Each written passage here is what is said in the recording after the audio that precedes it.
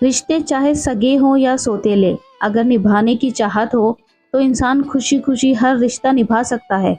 मेरा बेटा बीमार था, मेरे पास उसकी दवाई के पैसे तक ना थे। मैंने बड़ी उम्मीद से किसी से 1000 रुपए उधार लिए। मुझे उम्मीद थी कि वो मेरी मदद ज़रूर करेगी और पैसे लेकर मैं घर आ गई। मैंने पहले सोचा कि बच्चे को डॉक्टर के पास ले जाऊंगी, लेकिन फिर ख्याल आया कि खाली पेट दवाई असर नहीं करती, तो फिर खाली पेट दवाई खाने का कोई फ़ायदा नहीं होगा। और मेरे पास वही 1000 रुपए थे, जिससे मुझे अपने बच्चों को खाना भी खिलाना था और उनकी दवाई का इंतज़ाम भी करना था। पहले बच्चों के खाने का सोचकर मैं बाज़ार गई, सब्जी वाले से सब्जी खरीदी। वही 1000 रुपए मेरे पास थे और डरते-डरते मैंने उन पैसों में से 500 का नोट उसे दे दिया कि न जाने कितनी महंगी सब्जी होगी, लेकिन उस सब्जी वाले ने मुझे 450 रुपए वापस कर दिए। जब घर आकर मैंने पैसे गिने तो मुझे लगा कि उससे गलती हो गई है, क्योंकि उसके पास बहुत भीड़ थी। मेरे दिल ने कहा कि वह बहुत गरीब आदमी है, वापस जाकर उसे पैसे दे दूं। लेकिन दिमाग ने कहा शायद ये भगवान की तरफ से मदद है, पहले जाकर बच्चे की दवाई ले आती हूँ। मैं खुशी खुशी अपने बच्चे को डॉक्टर के पास लेकर आई और दवाई लेकर आई। बच्चों को खाना खिलाकर सुलाने के बाद मैं उस सब्जी वाले के बारे में सोचने लगी। न जाने बाद में उसे अपनी गलती का एहसास हुआ होगा तो वो कितना पछताया होगा। मेरे पास कुछ पैसे बच गए थे। मैंने दिल में सोच लिया कि सुबह सवेरे ही जाकर उसे बाकी के पैसे दे दूंगी और अगर कम पड़े तो उसे बता दूंगी कि मैं बाद में तुम्हें दे सकती हूँ। यकीनन वो मान जाएगा। लेकिन मुझे क्या मालूम था कि उस सब्जी वाले की गलती नहीं थी, बल्कि शायद मेरी गलती थी। मेरा रिश्ता एक गरीब घर से था। मेरे पापा शराबी थे और मेरी माँ लोगों के घरों में काम करती थी। मेरे पापा मेरी बड़ी बहन को जुए में हार गए थे, जिससे हम दोनों बहनें एक दूसरे से जुदा हो गई। मैंने बड़ी कोशिश की कि मैं अपने पापा की बुरी नज़र से बच सकूं, लेकिन होने को कौन टाल सकता है। आखिरकार जब मैं 16 साल की हुई तो मुझे भी मेरे पापा जुए में हार गए और फिर मैं भी शादी होकर अपने पापा जैसे ही एक शख्स के घर आ गई। मैं अपनी माँ की तरह लोगों के घरों में काम करती थी और अपनी कमाई अपने जुआरी पति के हाथों से बचाने के लिए तरह तरह की कोशिश करती थी। कभी कपड़ों की पोटली में छुपाती तो कभी राशन के डब्बों में, लेकिन फिर भी मेरी कमाई मुझसे छीन ही ले जाता। मेरे 3 बच्चे थे और मुझे खुशी इस बात की थी कि भगवान ने मुझे तीनों बेटे दिए थे। कोई बेटी नहीं थी जिसको उसका बाप मेरी तरह बेच देता। इसी तरह समय गुजर रहा और मेरी जिंदगी यूं ही चल रही थी। कभी हफ्तों बाद मेरे पति को मेरे घर की याद आती तो वो घर आ जाता है और जो भी कीमती सामान नजर आता है उसे उठाकर बेच देता है। अगर उसे कुछ भी नहीं मिलता तो वो मेरे साथ मारपीट करने लगता है और अगर मेरे बच्चे मुझे बचाने की कोशिश करते तो वो बच्चों को भी मारने लगता है। मुझे बस इस बात का सुकून था कि घर मेरा अपना था और वह ये घर बेच नहीं सकता था, क्योंकि मेरे ससुर जी ने मेरी शादी के बाद ही अपने बेटे की हरकतों को देखते हुए ये घर मेरे नाम कर दिया था। उन्होंने अपने जीते जी ये काम बहुत अच्छा किया। कम से कम मेरे बच्चों के सर पे छत तो है जो उनका बाप छीन नहीं सकता। मेरे आसपास के घरों में जो औरतें थी वो भी मेरे ही जैसी थी, मेहनत करती और अपने बच्चों का पेट पालती थी। आज छोटे बच्चे की बीमारी की वजह से मैंने एक ईमानदार इंसान का हक मार लिया था और ये चीज़ मुझे चैन नहीं लेने दे रही थी। कुछ दिन बाद जब बेटी की तबीयत कुछ बेहतर हुई और मुझे तनख्वाह मिल गई तो मैंने सोचा मुझे उस सब्जी वाले का उधार चुकाना चाहिए। मुझे कुछ सब्जी भी चाहिए थी, इसलिए मैं दोबारा बाजार गई। उस सब्जी वाले ने मुझे देखकर भी अनदेखा कर दिया और बाकी ग्राहकों को सामान देने लगा। मुझे उसके रवैये पर बहुत हैरत हुई कि शायद वह इसलिए मुझे देखकर अनदेखा कर रहा है कि सबसे निपट के मुझसे बात करेगा।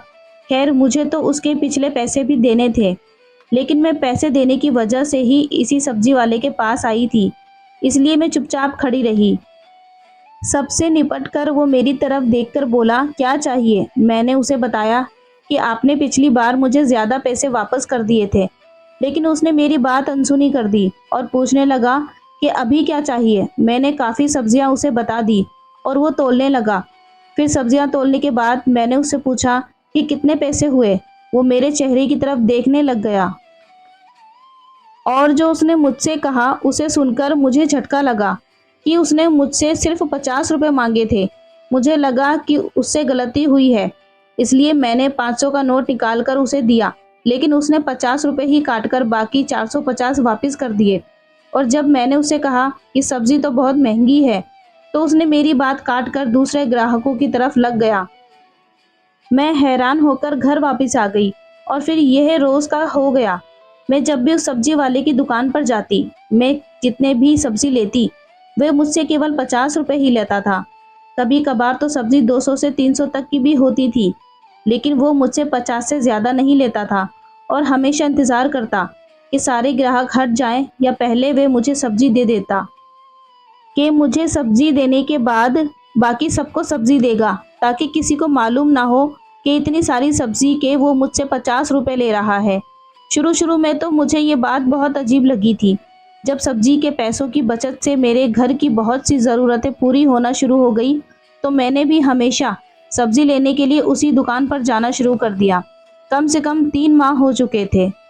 मैं रोज़ाना सब्जी लेने जाऊं या हफ्ते में एक दफ़ा जाऊं, मैं जब भी जाती वे मुझसे 50 रुपए ही लेता था और अच्छी वाली सब्जी निकाल कर देता। मैंने अपने आसपास मौजूद किसी को भी इस बारे में नहीं बताया था, क्योंकि वह किसी को भी ये सब्जी कम पैसों में नहीं देता था और मैं कोशिश करती कि बार बार इसके पास ना जाऊं, लेकिन उसकी सब्जी के बचे हुए पैसे से मैंने अपनी बहुत सी ज़रूरतों को पूरा करना शुरू कर दिया था और मैंने अपने एक बेटे को सरकारी स्कूल में भी पढ़ाने के लिए डाल दिया था। इसलिए मुझे इसी से सब्जी लेना पड़ती, क्योंकि किसी और दुकान से लेने में मुझे सारे पैसे देने पड़ते, जो कि मैं नहीं दे सकती थी।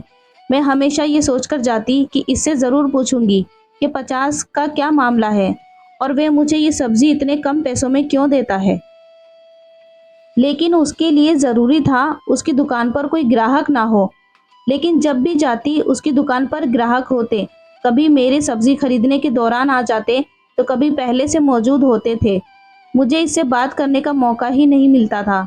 इस सारे मामले में उसकी कोई गलत मकसद होता तो मैं औरत थी, मुझे अंदाज़ा हो जाता उसकी नीयत का, लेकिन उसका कोई ऐसा मकसद नहीं था, क्योंकि वो मुझे नज़र उठाकर भी नहीं देखता था, बल्कि वह किसी औरत को नज़र भर भी नहीं देखता था और ये बात उसकी शराफत की दलील थी।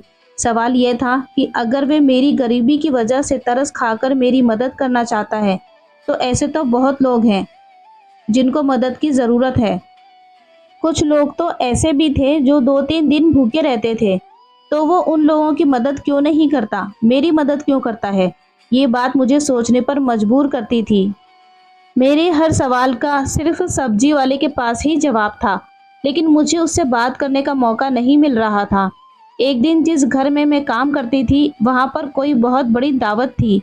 मालकिन ने मुझसे कहा कि मैं बाजार से सब्जी ले आऊं और राम सिंह की मदद करूं। मेरे कदम खुद ब खुद उस दुकान की तरफ बढ़ने लगे। मैंने सोच लिया कि आज तो अच्छी खासी सब्जी चाहिए, तो कम से कम भी 2000-3000 की होगी। आज सब्जी वाला क्या करेगा? मैंने सारी सब्जी जब तुलवाई तो मुझे उसके चेहरे पर हैरत नजर आई, लेकिन उसने फिर खामोशी से सब्जी तोलना शुरू कर दी। और जब पैसों की बारी आई तो मैंने उसके हाथ में 5000 रुपये दे दिए, जो मुझे मालकिन ने दिए थे। लेकिन हमेशा की तरह जब उसने इन 5000 में से भी 50 काटकर बाकी रकम मुझे वापस करने लगा, तो मैंने उससे कहा कि ये सब्जी अपनी मालकिन के लिए लेके जा रही हूँ।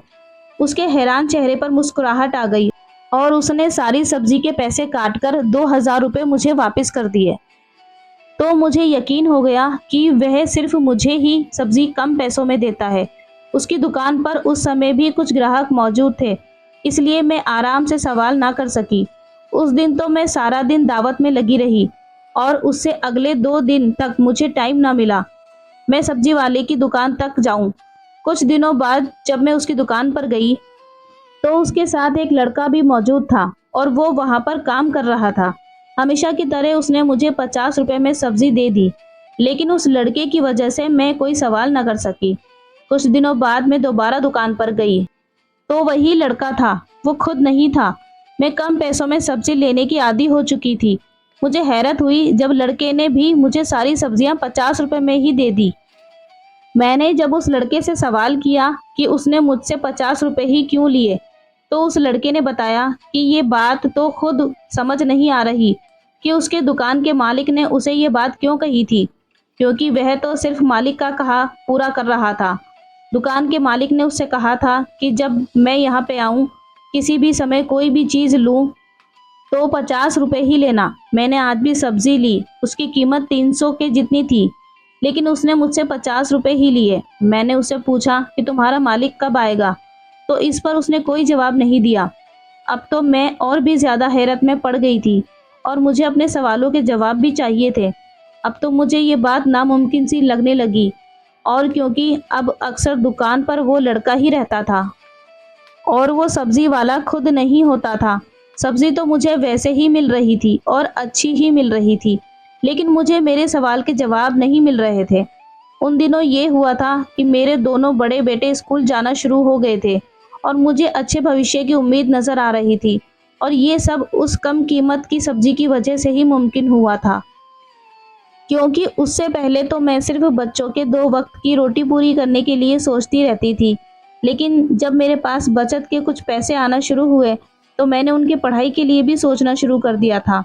अब मुझे कुछ उम्मीद नज़र आ रही थी कि मेरे बच्चे पढ़ लिख कर किसी मुकाम पर पहुंच जाएंगे और शायद मेरी जिल्लत भरी ज़िंदगी अब ख़त्म हो जाएगी।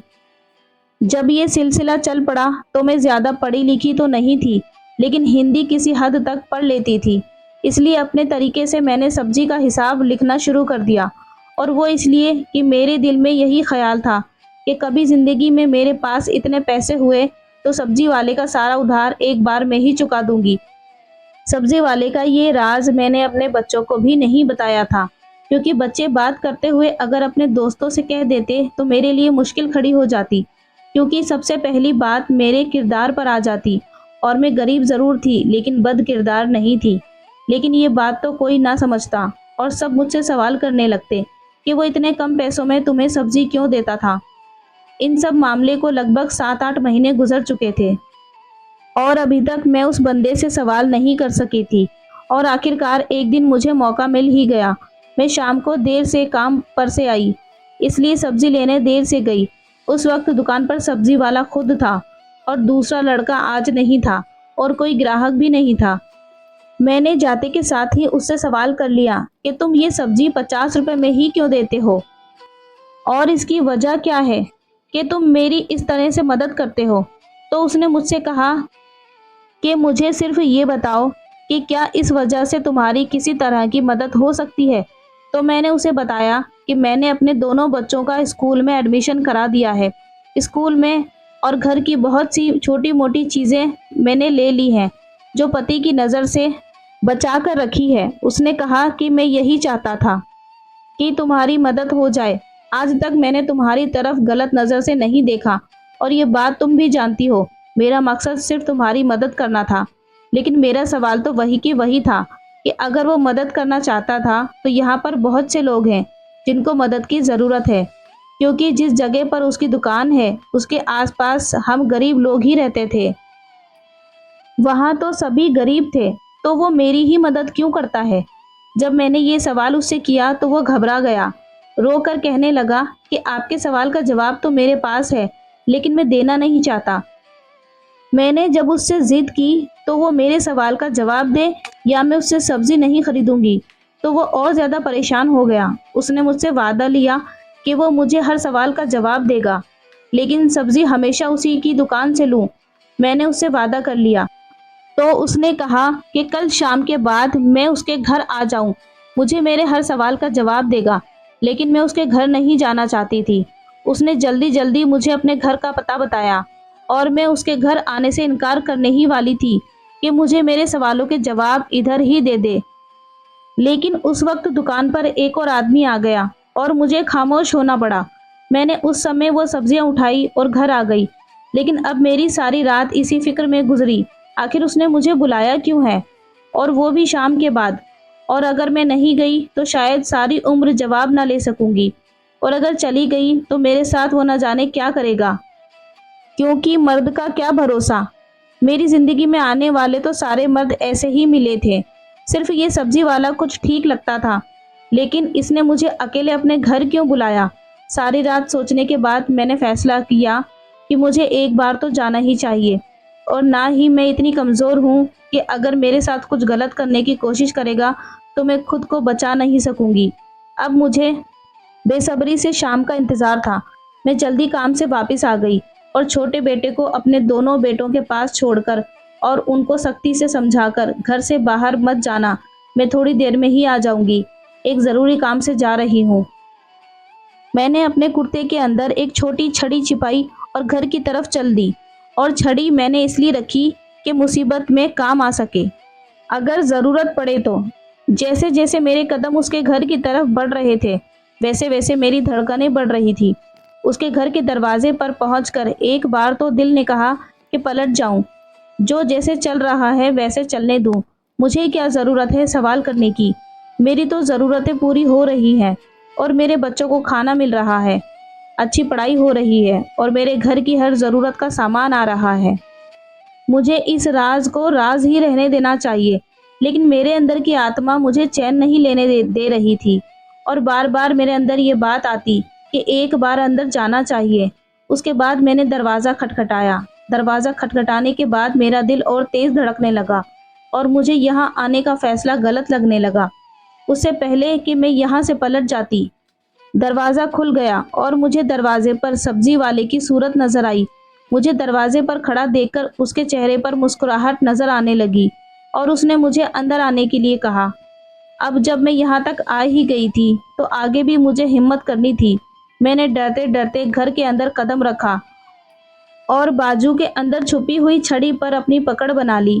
जब मैंने अंदर कदम बढ़ाए तो उसने अंदर आते ही तुरंत लाइट जला दी और रोशनी होते ही जिस चीज़ पर मेरी नज़र पड़ी तो मैं चौंक गई।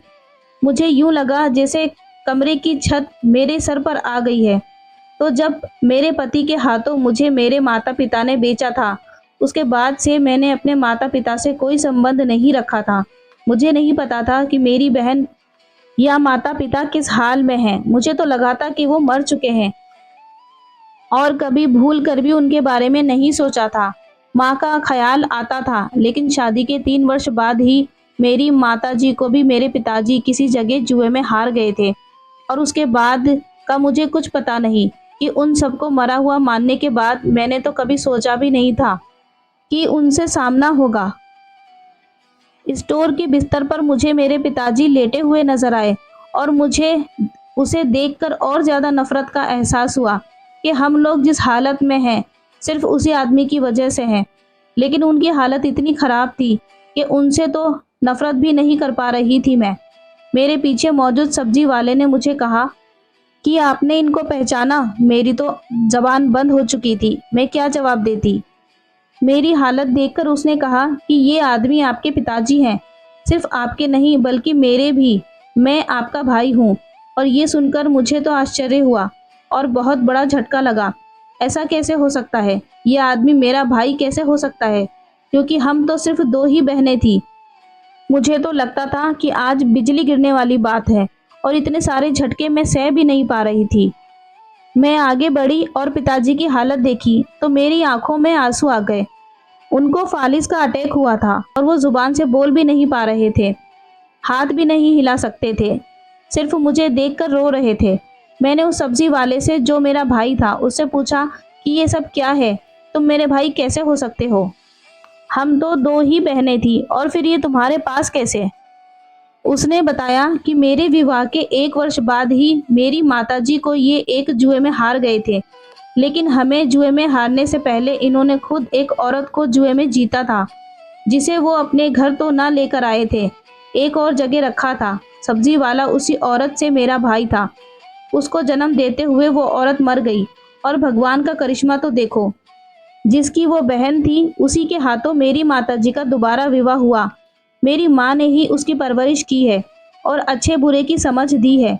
जब वो कुछ समझदार हुआ तो उन्होंने उसको सारी बात बताई ताकि ये अपने पिता की सूरत पर ना जाए। और 3 साल पहले ही हमारी माँ का देहांत हो चुका है और जब ये कुछ बड़ा हुआ तो उसने अपनी बहन की जानकारी लेने की कोशिश की। तो पता चला कि वो तो शादी के बाद ही बच्चे को जन्म देते हुए मर गई थी और उसके साथ उसका बच्चा भी मर गया था। अब इस दुनिया में उसके रिश्तेदार थे, एक बहन और एक पिता। उसने हम दोनों के बारे में जानकारी हासिल करने की कोशिश की और उसके साथ ही पढ़ाई ना करने की वजह से वो कोई नौकरी भी नहीं कर सकता था, इसलिए सब्जी का ठेला लगाना शुरू कर दिया। मेहनत से दिल लगाकर काम करता था और उसकी इज्जत भी बहुत थी समाज में। एक दिन उसको पिताजी मिले और जिस हालत में वो मिले उससे उस पर तरस आ गया और वो अपने घर ले आया। और अब पिता की खिदमत ही के लिए उसने दुकान पर लड़का रखा हुआ था, जो कि उनसे बोला भी नहीं जा सकता था और ना ही कुछ खा सकते थे। और मेरे बारे में उसने उनसे जानकारी हासिल की। मेरे बारे में जानकर उन्हें बहुत दुख हुआ, इसलिए अपने हिसाब से मेरी पूरी मदद करने की कोशिश की। और वो 50 रुपये भी इसलिए लेता था कि मेरी खुददारी को चोट ना पहुँचे। अगर वो मुझे फ्री में सब्जी देता तो शायद मैं अगले दिन उसकी दुकान पर ना जाती, क्योंकि शुरू में मैं सोचती थी कि वो गलती से ज़्यादा पैसे मुझे वापस दे देता है। जब उन पैसों से मेरे घर की ज़रूरत पूरी होना शुरू हो गई तो मैं खुद ही उसकी दुकान की तरफ जाने लगी और जानकर मेरे किसी सवाल का जवाब नहीं देता था। और ये गरीब भाई की अपनी गरीब बहन के लिए मदद की कोशिश थी। ये सब सुनकर मेरी आंखों में आंसू झलक पड़े और मैंने भगवान का धन्यवाद अदा किया कि भगवान ने मुझे अगर पति और पिता की सूरत में अच्छे इंसान नहीं दिए तो भाई की सूरत में अच्छा इंसान दे दिया। और दिल ही दिल में सोच रही थी कि मैं अपने तीनों बेटों को सही रास्ते पे चलाऊंगी, पढ़ाई के साथ साथ उनकी परवरिश भी अच्छी करूंगी। इससे पहले मैंने उनकी परवरिश पर ज़्यादा ध्यान नहीं दिया था और उसके साथ ही मैंने खुले दिल से अपने पिता को माफ़ कर दिया, क्योंकि उसने जो हमारे साथ किया था उसकी सज़ा उसे ज़िंदगी में मिल चुकी थी और नर्क में भगवान उससे हिसाब लेगा। और अपनी माँ की तरफ से उस आदमी को माफ़ कर दिया और अपने भाई से वादा किया कि मैं आती जाती रहूंगी और इस पिताजी का ध्यान रखूंगी। जब मेरे पति के बारे में मेरे भाई ने बताया कि इसको बड़ी मुश्किल से कुछ लोगों के ज़रिए उसने शराब छुड़वाने वाले के पास एडमिट करा दिया है और वो जल्दी ही एक अच्छे इंसान की सूरत में आपके सामने आएगा, तो मुझे लफ्ज़ नहीं मिल रहे थे किसके ज़रिए मैं अपने भाई का धन्यवाद अदा करूं, जो मेरी माँ का बेटा भी नहीं था, लेकिन सिर्फ माँ की परवरिश का हक अदा करने के लिए अपनी तरफ से मेरी पूरी मदद करने की कोशिश कर रहा था। सच कहते हैं कि परवरिश का असर बहुत होता है। उसकी रगों में खून तो मेरे पिता का था, लेकिन परवरिश मेरी माँ की थी, जो कि खून पर भारी पड़ गई। दोस्तों, उम्मीद करती हूँ आपको हमारी कहानी पसंद आई होगी। कहानी पसंद आई हो तो वीडियो को लाइक करें, चैनल पर नए हैं तो चैनल को सब्सक्राइब करें और हाँ, नोटिफिकेशन बेल को ज़रूर दबाएं ताकि अगली अपडेट सबसे पहले आपको मिले। Thanks for watching.